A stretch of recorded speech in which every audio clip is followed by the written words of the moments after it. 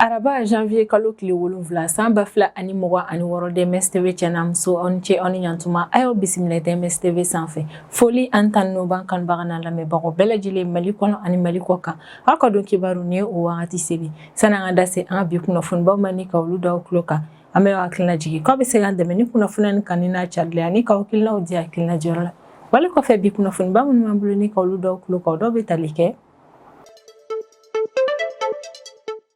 Juma tɛmɛnen janvier kalo tile 2 san 2026 kunnafoniyaw yɛrɛ kɔnɔna k'a yira k'a fɔ ko nin don kofɔlen in na maa maramafɛntigi dɔw minnu ma lakodɔn an bɛ wagati min na i n'a fɔ ko bi k'olu yɛrɛ kɔni taara binkani wale kɛ damada dɔw ma ni o damada in yɛrɛ kɔni bɛ Danso localité la ni yɛrɛ kofɔlen in bɛ Kusan commune de ni o bɛ tali kɛ Yanfoyila cercle yɛrɛ de kɔnɔna min ye Mamadu Awa Gassama ye ni ale an ka Mali Conseil national de transition ni o ye CNT o membre dɔ yɛrɛ kɔni don ni an bɛ wagati min na i n'a fɔ ko bi ni maa kofɔlen yɛrɛ kɔni datugun bɛ kaso la Côte d'Ivoire jamana yɛrɛ kɔni kɔnɔna na ale ka avocat yɛrɛ kɔni ni o ye Maître Mamadou Ismaël Konate yɛrɛ kɔni o bɔra ni ka laseli kɛ k'a yira k'a fɔ ko juma nata in na janvier kalo tile 9 san 2026 ko min yɛrɛ kɔni Mamadu Awa Gassama ye ko ale ka procès yɛrɛ kɔni baaraw bɛ daminɛ nin don kofɔlen in na Abidjan tribunal correctionnel de première instance yɛrɛ kɔnɔna ni yɛrɛ kofɔlen bɛ Côte d'Ivoire faaba de la an bɛ wagati min na i n'a fɔ ko bi Burkina Faso fintigilakaw olu cɛsirilen don fɛɛrɛ bɛɛ lajɛlen latigɛli la walasa ka se ka lakana sabati ni jamana in yɛrɛ kɔni kɔnɔna na o ko hukumu na san 2025 décembre kalo tɛmɛnen na Burkina Faso ka finitigiw ye opération caman kɛ Burkina Faso jamana fantan a 4 bɛɛ lajɛlen yɛrɛ kɔnɔna a yirala k'a fɔ ko opération yɛrɛ kɔni ye nɔbabɔ ka da kan a kɛra sababu ni ka tiɲɛniba de don banbaci wale maaw kunna o opération yɛrɛ kɔni an bɛna da se olu ma ni ka olu walawala aw ye cogo min aw bɛ se ka faamuyali sɔrɔ a la Nigeria jamana kɔnɔna na Kusuwandaji localité yɛrɛ kɔnɔna sugu dɔ bɛ nin yɔrɔ kofɔlen in na ni nin yɔrɔ kofɔlen in bɛ Demo région na ni o bɛ tali kɛ Niger état la ni nin yɔrɔ kofɔlen in bɛɛ lajɛlen yɛrɛ kɔni bɛ Nigeria jamana kɔnɔna a yirala k'a fɔ ko don tɛmɛnenw na maa maramafɛntigi dɔw minnu ma lakodɔn an bɛ wagati min na i n'a fɔ ko bi olu kɔni taara nin sugu kofɔlen in kɔnɔna na ka binkani wale kɛ ni ka ɲɛsin suguman ninnu yɛrɛ kɔni ma a yirala k'a fɔ ko maa maramafɛntigi ninnu ka nin binkani wale in yɛrɛ kɔni kɔnɔna na k'u ye maa minnu yɛrɛ kɔni bɔnɛ u ni na k'o ka ca ni maa 30 yɛrɛ kɔni ye min ye Donald Trump ye ni ale États-Unis jamana ɲɛmaa yɛrɛ kɔni ni maa kofɔlen yɛrɛ kɔni tilalen Venezuela jamana ɲɛmaa ni o ye Nicolas Maduro a kɔni tilalen o minɛli yɛrɛ kɔni na min ye Donald Trump ale bɔra tuguni kari tɛmɛnen ni k'a fɔ ko min yɛrɛ kɔni ye Colombie jamana ɲɛmaa ye ni o ye Gustavo Petro yɛrɛ kɔni ko ni maa kofɔlen fɛnɛ ye narcotrafiquant ye ni o ye maa ye min yɛrɛ kɔni bɛ ɲɛnaminimafɛn dilanni ni a feereli baaraw yɛrɛ kɔni kɛ o wale yɛrɛ de kɔni kɔfɛ Colombie jamana ɲɛmaa ale kɔni bɔra ni ka kangarida gɛlɛmaba kɛ ka ɲɛsin Donald Trump ma Gustavo Petro yɛrɛ kɔni ka kɔrɔfɔ la ko min ye Donald Trump ye k'a ka kuma fɔ dɔw yɛrɛ kɔni dabila a tɛ kuma mun dɔ ka d'a kan ko min ye ale Gustavo Petro yɛrɛ kɔni ale tɔgɔ tɛ lisi foyi la lisi min n'a yiralen don k'a fɔ ko a kɔni ka baara ye ɲɛnaminimafɛn feereli ko yɛrɛ de kɔnɔna Donald Trump ale k'i hakili to a ka kuma fɔtaw yɛrɛ kɔnɔna min ye nkalonjugu tali ye k'a da maaw la a k'i tanga o ko ninnu kɛli ma min ye Donald Trump ye n'ale États-Unis jamana ɲɛmaa ale kɔni kɛlen ni ka États-Unis fintigilakaw bila ka taa Venezuela jamana ɲɛmaa minɛ fo Venezuela jamana kɔnɔna na k'a bɛna fɔ ko in yɛrɛ kɔni kɛmɛ ni ka jamana caman maaw yɛrɛ kɔni kamana gan o ko hukumu de la kari tɛmɛnen min ye Corée du Nord jamana ɲɛmaa ye ni o ye Kim Jong-un yɛrɛ kɔni ale bɔra ni ka fɛɛrɛ latigɛ a ka jamana kɔnɔna na o ka missile fili dɔw yɛrɛ kɔni kɛ Kim Jong-un ni ale de ye Corée du Nord jamana ɲɛmaa ye ale kɔni ka kumaw yɛrɛ kɔni na ko ka sanga ni wagatiw yɛrɛ kɔni cogoya an bɛ wagati min na i n'a fɔ ko bi ka d'a kan ko komi sisan nɔ maaw yɛrɛ kɔni bɛ bɔ u ka jamana kɔnɔna na ni ka taa jamana ɲɛmaa wɛrɛw minɛ f'u yɛrɛ ka jamana kɔnɔna na ko ka sanga ni o ko in yɛrɛ kɔni ye k'a ka kan an bɛ wagati min na i n'a fɔ ko bi olu Corée du Nord ma u ka fɛɛrɛ bɛɛ lajɛlen latigɛ ni ka u ka lakana sabati ko yɛrɛ de kɔnɔna ni karidon kofɔlen yɛrɛ kɔnɔna olu Corée du Nord maaw bɔra ni ka missile fili dɔw yɛrɛ kɔni kɛ u ka jamana kɔnɔna na ni kunnafoniba de bɛ an bolo kɔrɔ bi an bɛna minnu walawala aw ye bidon kibaru kɔnɔna na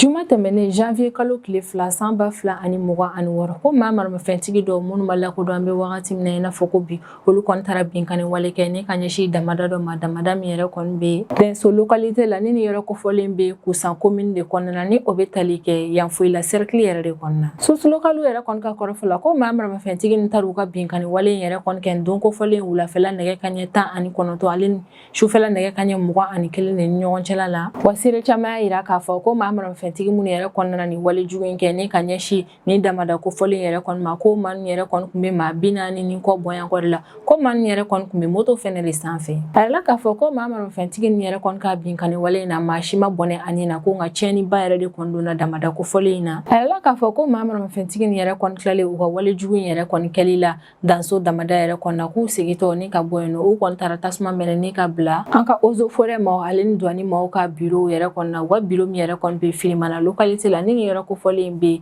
Kusan commune yɛrɛ de kɔni kɔnɔna na an kɔni bɛ wagati min na i n'a fɔ ko bi danso sigibaa maaw yɛrɛ kɔni kamana gannen don kosɛbɛ o y'a yɛrɛ k'a fɔ k'u sirannen don ni maa fɛntigi man yɛrɛ kɔni ka nin wale jugu ye ka d'a kan ko man yɛrɛ kɔni taara tiɲɛniba de don danso damada in yɛrɛ kɔni na wale yɛrɛ kɔni kɔfɛ min ye an ka Mali fintigilakaw ye olu cɛsirilen bɛ wa u bɛ ka fɛɛrɛ bɛɛ lajɛlen latigɛ walasa maa fɛntigi minnu yɛrɛ kɔni taara nin wale jugu in kɛ ni ka ɲɛsin danso damada yɛrɛ kɔni ma ka fɛɛrɛ latigɛ ni ka o man yɛrɛ kɔni nɔ minɛ ale ni ka u bɔnɛ u ni na teliya la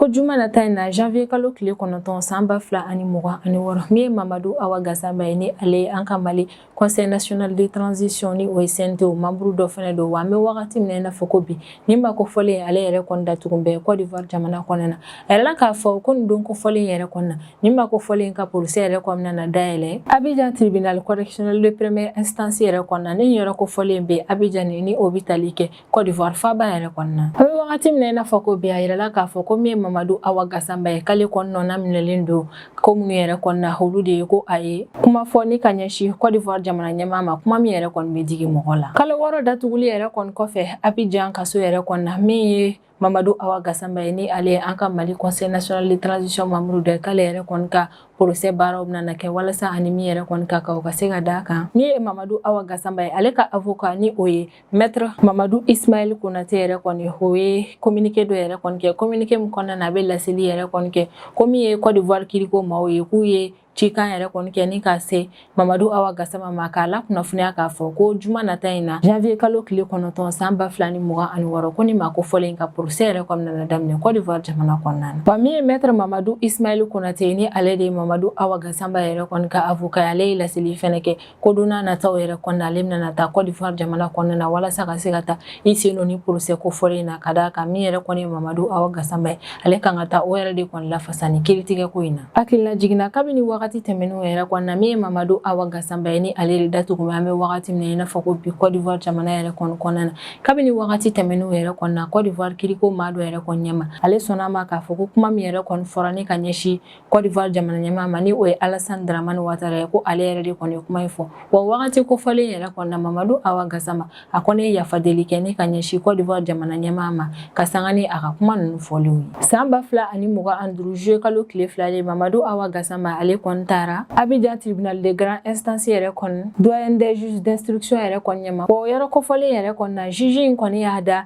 Mamadu Awa Gassama kulo la k'a fɔ ko a kɔni nɔna minɛlen don ko minnu yɛrɛ kɔni na ko o de ye k'a ye kuma jugu fɔ ni ka ɲɛsin Côte d'Ivoire jamana ɲɛmaa ma ni o ye Alassane Dramane Ouattara ye o don kofɔlen yɛrɛ kɔni na Mamadu Awa Gassama a kɔni y'a yira k'a fɔ ko tiɲɛ yɛrɛ kɔni don ko jakumata minnu yɛrɛ kɔni bɛ n'u ye o yira la k'a fɔ ko o jakumata in de kɔnɔna na k'a ye kuma jugu fɔ ni ka ɲɛsin Alassane Dramane Ouattara ma Mamadu Awa Gassama y'a tiɲɛtigiya k'a fɔ ko jakumata in yɛrɛ kɔni kɔnɔna na k'ale yɛrɛ de bɛ ko wa kuma minnu yɛrɛ kɔni bɛ ka fɔ k'ale de ye kuma ninnu fɔ wa o wagati kofɔlen yɛrɛ de kɔni kɔfɛ min ye Mamadu Awa Gassama ye a ye yafa deli kɛ ni ka ɲɛsin Côte d'Ivoire jamana ɲɛmaa ma a ka kuma ninnu yɛrɛ kɔni fɔli la ni o ye Alassane Dramane Ouattara ye Mamadu Awa Gassama yɛrɛ kɔni kɛlen ni ka yafa deli kɛ ka ɲɛsin Côte d'Ivoire ka ni juge in yɛrɛ kɔni ma o wale yɛrɛ kɔni kɔfɛ min ye a ka avocat ye ni o ye maître Mamadou Ismaël Konate ale kɔni kun ye laɲini kɛ juge kofɔlen yɛrɛ kɔni fɛ ko Mamadu Awa Gassama yɛrɛ kɔni minɛlen don lahalaya min yɛrɛ kɔni na ko ka faleni don o la o wagati yɛrɛ kɔni na a ka avocat in kɔni y'a yira k'a fɔ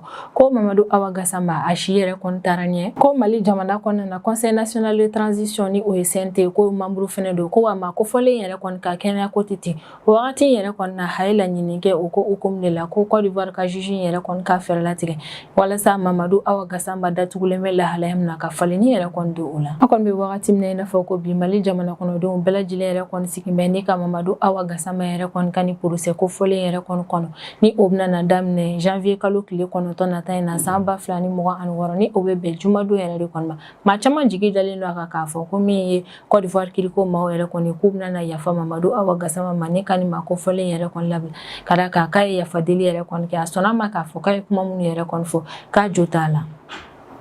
Sisan an bɛ tɛmɛ n'an ka jamana kɔfɛ kibaruyaw ye o kɔnɔna na an bɛ taa Burkina Faso jamana kɔnɔna na.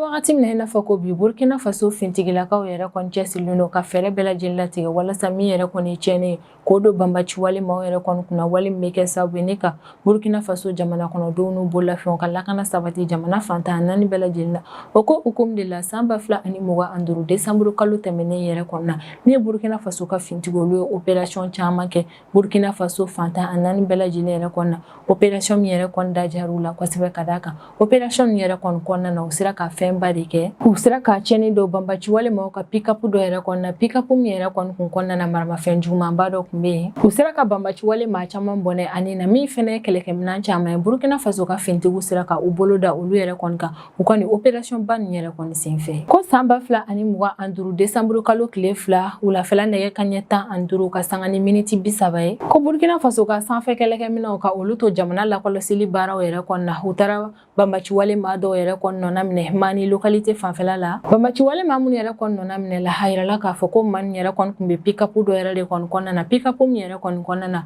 maramafɛn jugumanba dɔ kun bɛ yen ni o ye 14,5 mm DCA ni o ye maramafɛn jugumanba dɔ ye o yɛrɛ de kɔni kun bɛ yen pick-up kofɔlen in kɔnɔna na ko kabini maa minnu yɛrɛ kɔni kun bɛ pick-up in kɔnɔna na u bɔra kalama k'a fɔ ko Burkina Faso ka sanfɛ kɛlɛkɛminɛnw yɛrɛ kɔni u nɔna minɛ pick-up kɔnɔma ninnu yɛrɛ kɔni ye fɛɛrɛ latigɛ k'a essayer k'u yɛrɛ kɔni bɛ boli ni ka u dogo yiri jukɔrɔlaw la nka min ye Burkina Faso ka sanfɛ kɛlɛkɛminɛnw ye olu kɔni ka farin kosɛbɛ wa u bɛ se u ka baaraw yɛrɛ kɔnɔ na sanfɛ kɛlɛkɛminɛnw yɛrɛ kɔni ye faraku jugumanba kɛ ni ka ɲɛsin pick-up kofɔlen in ma wale min yɛrɛ kɔni kɛra sababu ye ni pick-up in yɛrɛ kɔni jenna ni a kɔnɔfɛn bɛɛ lajɛlen ni o ye kɛlɛkɛminɛn ninnu ale ni banbaci wale maaw ye ko opération yɛrɛ kɔni dugusajɛ ni o bɛnna san 2025 décembre kalo tile 3 ma Burkina Faso ka force spéciale commando dɔw yɛrɛ kɔni wulila walasa ka se ka taa pick-up in yɛrɛ kɔni jeniyɔrɔ la ka taa lajɛ tiɲɛni hakɛya min yɛrɛ kɔni donna banbaci wale maaw kun o commando min yɛrɛ kɔni taara o baara in na o y'a tiɲɛtigiya k'a fɔ ko maramafɛn DCA min yɛrɛ kɔni kun bɛ pick-up in kɔnɔna na ko o bɛɛ lajɛlen yɛrɛ kɔni tiɲɛna fo ka taa se kɛlɛkɛminɛn wɛrɛw ma minnu kun bɛ pick-up kofɔlen in kɔnɔna na ko bɛɛ lajɛlen yɛrɛ kɔni tiɲɛna Burkina Faso ka vecteur aérien ka nin frappe in yɛrɛ kɔni sababuya la ko san 2025 décembre kalo tile fɔlɔ yɛrɛ kɔni Burkina Faso ka brigade mobile d'intervention 29 ka unité maa dɔw yɛrɛ kɔni kun bɛ reconnaissance offensive dɔ yɛrɛ kɔni na sira dɔ kan sira min yɛrɛ kɔni bɛ bɔ Tunga Sumbara ni ka taa Bumba localité yɛrɛ kɔni na ko ka brigade mobile d'intervention maa yɛrɛ kɔni ka nin unité in to a ka reconnaissance offensive dɔ yɛrɛ kɔni na k'u ni banbaci wale maa dɔw yɛrɛ kɔni karila ɲɔgɔn na nin sira kofɔlen yɛrɛ kɔni na u ka o kari ɲɔgɔn na yɛrɛ kɔni kɔnɔna na Burkina Faso ka brigade mobile d'intervention maa nin yɛrɛ kɔni sera ka banbaci wale maa caman bɔnɛ ani na min fɛnɛ ye kɛlɛkɛminɛw ye u sera ka o caman yɛrɛ kɔni na ni opération in senfɛ ko san 2025 décembre kalo tile 3 Burkina Faso ka brigade mobile d'intervention 18 ka groupe d'intervention kɛrɛnkɛrɛnnen dɔw yɛrɛ kɔni taara Mawe localité yɛrɛ kɔni kɔnɔna na a yirala k'a fɔ ko nin groupe d'intervention kɛrɛnkɛrɛnnen yɛrɛ kɔni ka nin tagalen senfɛ k'u sera ka banbaci wale jɛkulu maa dɔw yɛrɛ kɔni bɔnɛ u ni na ko dugusajɛ ni o bɛnna san 2025 décembre kalo tile 4 yɛrɛ kɔni ma ko Burkina Faso ka brigade mobile d'intervention 21 ka cɛdenw yɛrɛ kɔni y'u to u sigiyɔrɔ la ni ka kunnafoniya sɔrɔ k'a fɔ ko min ye banbaci wale maa dɔw yɛrɛ kɔni k'u bɛ ka taa o Mani yɛrɛ kɔni ka fanfɛla la kabini o yɛrɛ kɔni kɛra Burkina Faso ka brigade mobile d'intervention 21 na maaw yɛrɛ kɔni sanfɛ kɛlɛkɛminɛnw wuli ni ka taa banbaci wale Mani yɛrɛ kɔni nɔna minɛ o wale yɛrɛ kɔni kɛra sababu ye ni banbaci wale maa minnu yɛrɛ kɔni kun b'u dɛndɛn ni ka na nin yɔrɔ kofɔlen in na u bolila ni ka taga k'u ka kɛlɛkɛminɛnw yɛrɛ kɔni to yen ko dugusajɛ ni o bɛnna san 2025 décembre kalo tile 5 yɛrɛ kɔni ma min ye Burkina Faso ka brigade mobile d'intervention 29 na maaw yɛrɛ kɔni k'olu continuera u ka opération yɛrɛ kɔni fɛ Gomboro zone yɛrɛ kɔni kɔnɔna na a yirala k'a fɔ k'olu ka opération yɛrɛ kɔni senfɛ u ye tiɲɛniba yɛrɛ de kɔni don banbaci wale maa caman na min fɛnɛ ye kɛlɛkɛminɛw ye u sera ka u bolo da o caman kan ko san 2025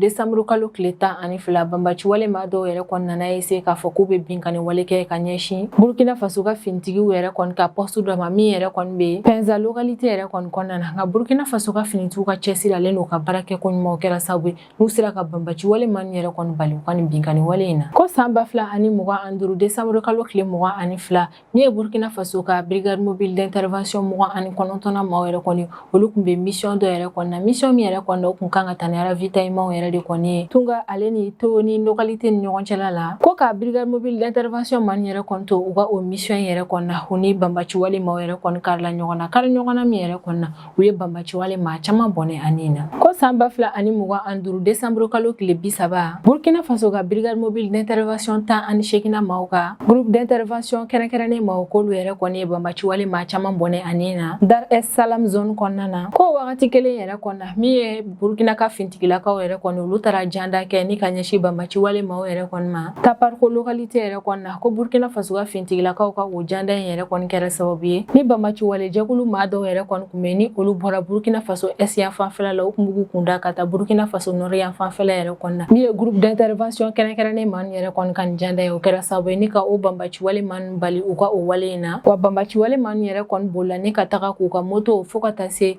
u ka sumaw yɛrɛ kɔni ma u bolila ni ka taga ka nunu bɛɛ lajɛlen yɛrɛ kɔni to a kɔni bɛ wagati min na i n'a fɔ ko bi Burkina Faso fintigilakaw y'a yira k'a fɔ k'u cɛsirilen don halisa ka fɛɛrɛ bɛɛ lajɛlen latigɛ walasa ka se ka banbaci wale maa caman yɛrɛ kɔni bɔnɛ u ni na wale min bɛ kɛ sababu ni Burkina Faso jamana kɔnɔna na jamana kɔnɔdenw n'u bololafɛnw olu ka lakana yɛrɛ kɔni bɛ sabati jamana fantan a naani bɛɛ lajɛlen yɛrɛ kɔnɔ wale de kɔnɔ u y'a yira k'a fɔ halisa u bɛna continuer u ka opération fɛ fɛɛrɛ bɛɛ lajɛlen latigɛli la walasa min ye banbaci wale maaw ye k'u nɔna minɛ fo u dogonyɔrɔ labanw yɛrɛ kɔnɔ na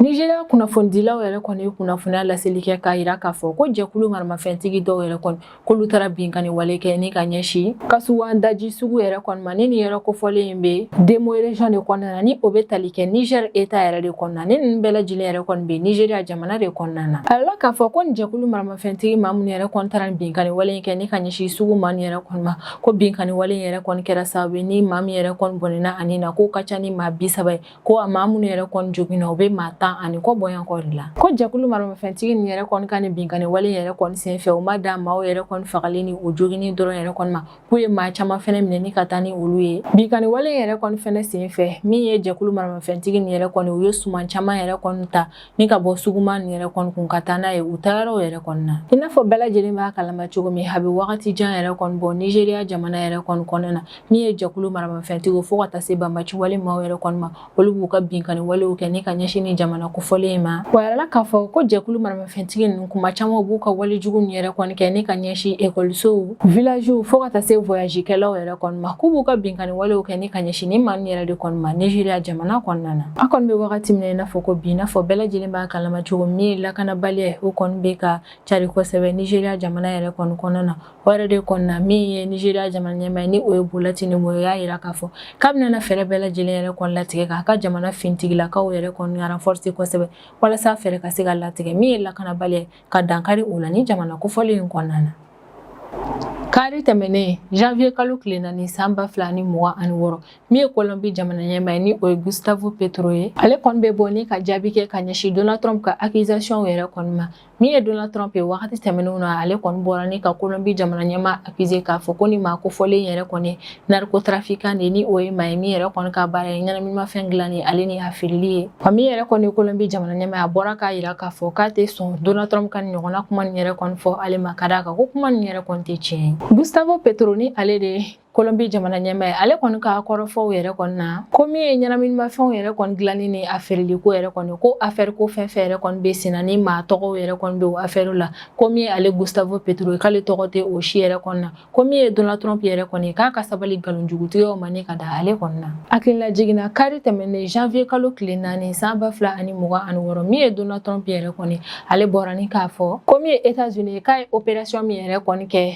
Venezuela jamana kɔnɔna na ni o opération yɛrɛ kɔnɔna a taara Venezuela jamana ɲɛmaa minɛ ni o ye Nicolas Maduro ye fo Venezuela jamana kɔnɔna na ko min yɛrɛ kɔni ye États-Unis k'a k'o ɲɔgɔnna opération yɛrɛ kɔni kɛ Colombie jamana kɔnɔna na k'o ye hakilina ɲuman ye a bɛ sɔrɔ ka ɲakili kɛ ni ka ɲɛsin Gustavo Petro ma ni o ye Colombie jamana ɲɛmaa a yira k'a fɔ ko Gustavo Petro ko kɔni ye narcotrafiquant ye ko Gustavo Petro yɛrɛ kɔni bɛ ɲɛnaminimafɛnw yɛrɛ kɔni ta ne ka don n'u ye États-Unis jamana kɔnɔna na wa Donald Trump ka kuma yɛrɛ kɔni kɔnɔna na a bɛ kangarida gɛlɛnmanba kɛ ni ka ɲɛsin Colombie jamana ɲɛmaa ma a y'a yira Colombie jamana ɲɛmaa la k'a fɔ k'a bɛ ka nin baara min yɛrɛ kɔni kɛ ni o de ye ka ɲɛnaminimafɛnw yɛrɛ kɔni ta ne ka taa n'u ye États-Unis jamana kɔnɔna na k'a ka dɔn k'a fɔ k'a ka o baara in yɛrɛ kɔni tɛna lamɛn bilen wa min yɛrɛ kɔni ye Colombie jamana ɲɛmaa ye ni o ye Gustavo Petro yɛrɛ kɔni kabini wagati tɛmɛnenw yɛrɛ kɔnɔna a y'a yira k'a fɔ ko Donald Trump yɛrɛ kɔni wale min kɛ Venezuela jamana kɔnɔna na ko ale ti jɛn ni o ye. A bɛ Donald Trump yɛrɛ kɔni accusé ko min ye Donald Trump yɛrɛ kɔni k'a taara Nicolas Maduro minɛ fo a ka jamana kɔnɔna na k'a sɔrɔ dalilu foyi yɛrɛ kɔni tɛ a bolo min b'a yira k'a fɔ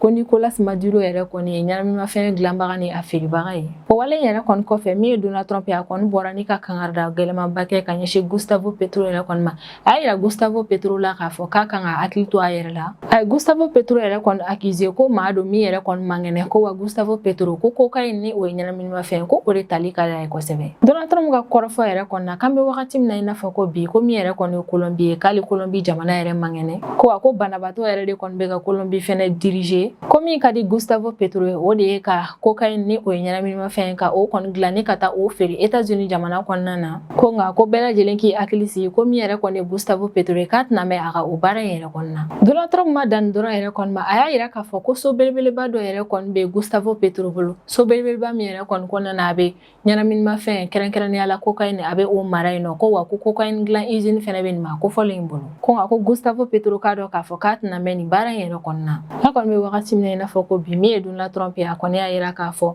ko a ye opération min yɛrɛ kɔni kɛ Venezuela jamana kɔnɔna na walasa ka se ka bolo da Venezuela jamana ɲɛmaa kan ko a o ɲɔgɔnna opération yɛrɛ kɔni kɛli Colombie jamana kɔnɔna na k'o ye hakilina ɲuman yɛrɛ kɔni wa a bɛ ka menace jugumanbaw yɛrɛ kɔni kɛ ni ka ɲɛsin Gustavo Petro ma k'a yira nin ma ko fɔlen na k'a fɔ ko a bɛ ka ɲɛnaminimafɛn dilanni minnu yɛrɛ kɔni kɛ ko Gustavo Petro k'a dɔn k'a fɔ k'a tɛna na mɛn nin baara in yɛrɛ kɔnɔna na. Ni ne bɛ dan sigi an ka bidon kibaru la an b'an kanubaga n'an lamɛnbagaw bɛɛ lajɛlen fo Mali kɔnɔ ani Mali kɔ kan an bɛ hakilina jigin k'aw bɛ se k'an dɛmɛ ni kunnafoniya ni kanni n'a carili ani k'aw hakilinaw di hakilina diyɔrɔ la wale kɔfɛ an b'a fɔ yan nɔ ko aw k'an bɛn a ɲɔgɔnna wɛrɛ ma.